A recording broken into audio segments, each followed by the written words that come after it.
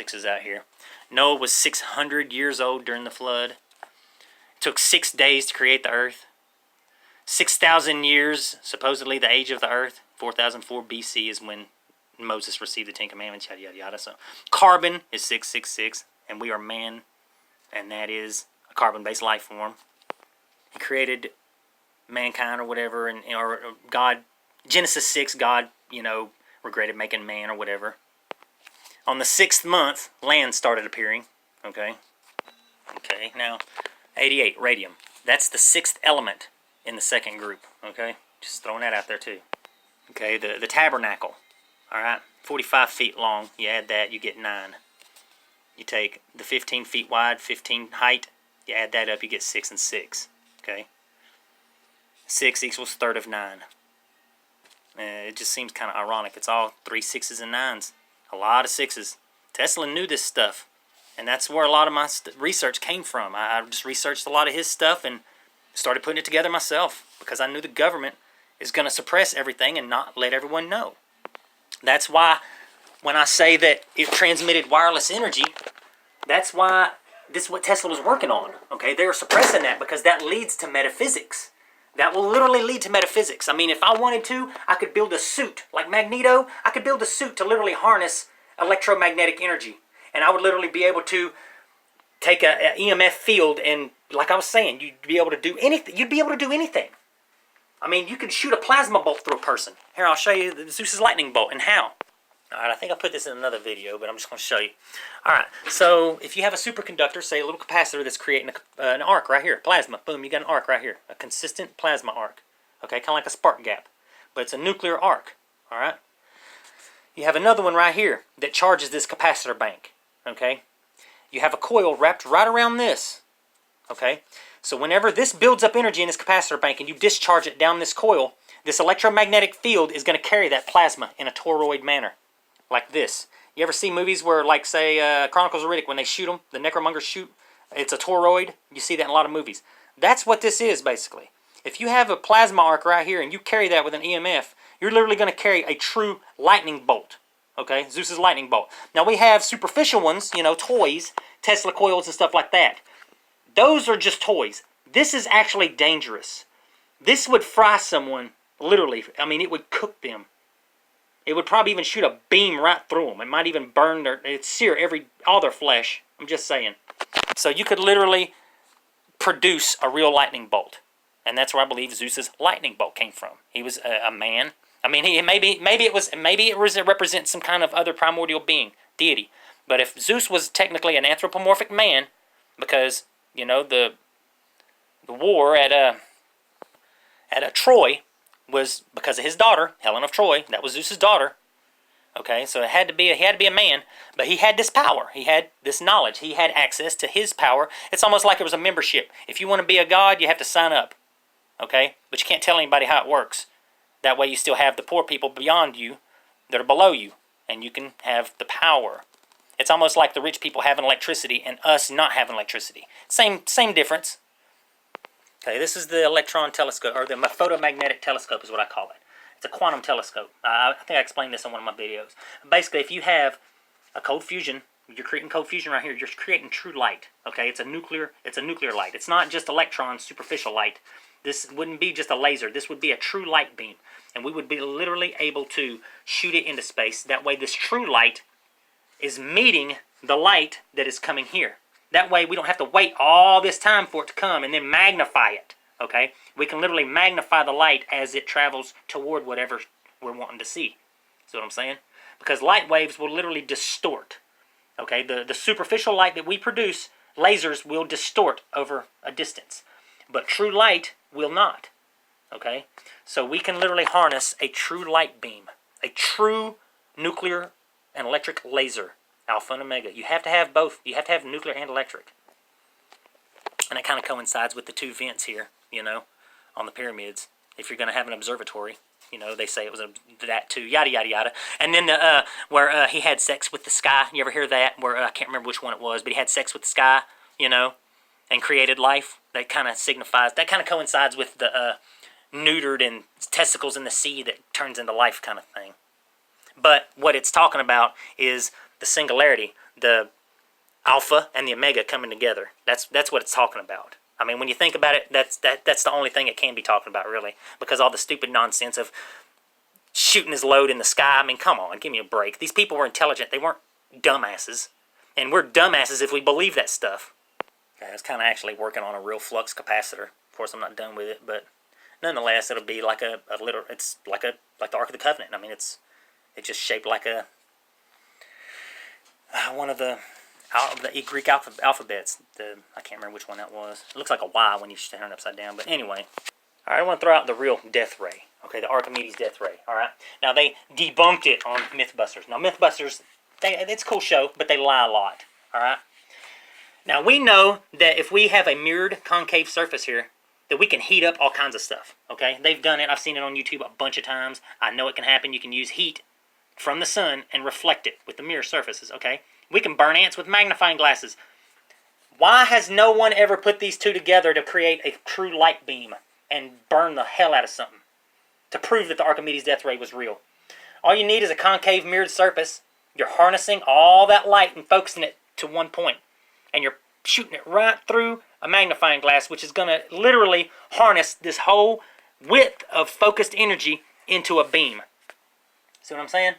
I mean, we can do this without the mirrors, and we can do it without this. Put them together, you have a deadly weapon. I mean, the Archimedes Death Ray, that was real, and it's so simple to make. All I got to find is the mirrors. I got to order or find or something, a bunch of little mirrors, so I can take the satellite dish that I have and literally put them all on this, glue them all on it, and to get my magnifying glass and literally harness that light and shoot it through. I mean, hopefully the right person will see this and then make it, and then make a video showing the world that it is real. This is kind of an example. Okay, this is actually hieroglyphs too. Okay, the cathode and anode. I believe this is there's a giant arc under the Sphinx, and the Sphinx is actually a heat sink, and then a smaller arc goes inside this larger thermoelectric generator to start the process. And the Sphinx Temple was the operating room to start it. Ironically, the Sphinx Temple is the only one that's destroyed, but the rest of it's good. It's almost like somebody's like, all right, we're going to make sure that this thing doesn't run again, and destroyed that, but still kind of preserved the history. But if you have a smaller arc in here, and this is the cold side, or the heat sink, the Sphinx is, then literally this would start an electrical operation. Now I'm just throwing out how I think that flying saucers actually work. Okay, similar to a frisbee, angular momentum. Okay, now if you have Mercury, now Mercury is heavy, but that's good because that means you don't need a lot of it. If you have the body, it's similar to how a frisbee is, okay, and you have these tubes running through it, kind of like how a torque converter would look on a car, a transmission. Imagine this thing is spinning. You have an electromagnetic field that will literally turn the mercury through this body, but will not interact with the aluminum, okay? So you have light aluminum and very heavy little tubes of mercury, okay? You don't need a lot of it, as long as it goes in here, and it'll spin like a torque converter, and it will literally come off the ground, because a frisbee generates different air pressures below and above it, and this is how you get the lift, just like an airplane does, okay? So literally, the concept of angular momentum, I believe, is how UFOs actually fly. And the cab doesn't spin along with it. The cab is separate. The cab, maybe there's some bearings or something in it. Who knows, okay? Never really started. I figured bearings and a way to cushion it, you know. But the true inner workings, I don't know, okay? I haven't really sat down and started thinking about all the meticulous stuff. I'm just thinking about how it would fly and what makes sense. And it seems that it would be able to hover and take off no problem. Just like a frisbee. Because frisbees have like a anti-gravity type motion to them. They have an anti-gravity nature to them, okay? And it's so in front of us and in our faces that nobody's really looking. And I'm sure that there's been people that think about this. Hey, I bet a frisbee and a UFO fly the same way. I'm just putting how it would work together. And using mercury, like these Vimanas had mercury in them, then you would literally get this thing spinning very fast, like a torque converter in a transmission. All right, like an android. Now, we still have androids and robots right now we're working on that are still kind of dumb. They do look like humans, yada, yada, yada, but they're not. The brains don't mimic a human's brain, okay? They're still very limited.